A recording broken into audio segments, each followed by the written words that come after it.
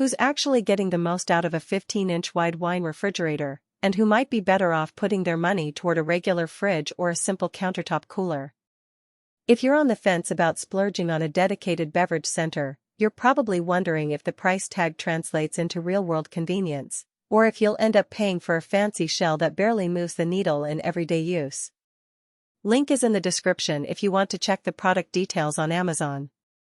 In this video, I'll walk through the moments that make the Allavino Reserva series feel useful, the spots where it can feel a bit over-engineered, and why the decision really comes down to how you store and serve wine at home.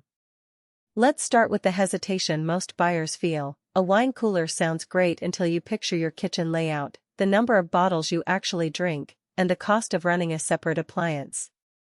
The Allavino 15-inch wide model tries to answer those concerns with a few key promises: near-zero temperature swings thanks to its Truvino technology, a digital panel that lets you dial in a range from 32°F up to 65°F, and a flexible shelving system that can hold up to 28 standard bottles. On paper that sounds like a perfect fit for a serious collector, but does it hold up when you actually slide a bottle in after dinner? First off, the temperature stability is where the unit really shines. I've spent a few evenings testing it by opening the door after a glass of red, waiting a minute, then checking the internal reading. The digital display barely moved, staying within a degree of the set point. For people who keep both reds that love a bit of breathing room and whites that need crispness, that consistency means you won't have to shuffle bottles between two separate coolers. The Truvino compressor is marketed as the most energy efficient on the market, and my electricity bill for the month after a week of continuous use showed a negligible uptick. The unit runs quietly, too, with vibrations low enough that a bottle of sparkling won't lose its bubbles from a jittery shelf. That brings me to the flex count shelving. The system lets you pull out individual racks, rearrange them, and even store a few larger format bottles or a couple of decanters. In practice, this means you can keep a handful of everyday drinking wines on the middle shelf for quick access, while tucking away your special occasion bottles on the top tier where the temperature stays most stable. I found the shelving sturdy enough that I could load a full case without the racks sagging, but there is a trade-off: the shelves are fixed in width. So if you have a collection of oddly shaped bottles, think magnums or bottles with unusually thick necks, you'll need to double-check the clearance before you commit.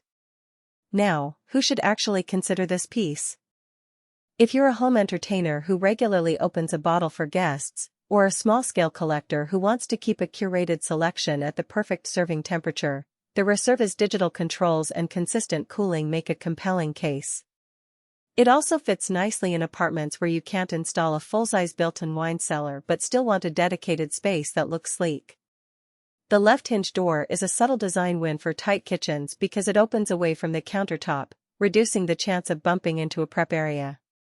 On the flip side, if you only pop a bottle once a month, or you already own a standard refrigerator with a small wine rack insert, the extra expense may not be justified. The unit's footprint, 15 inches wide, about 70 inches high, demands a dedicated vertical space.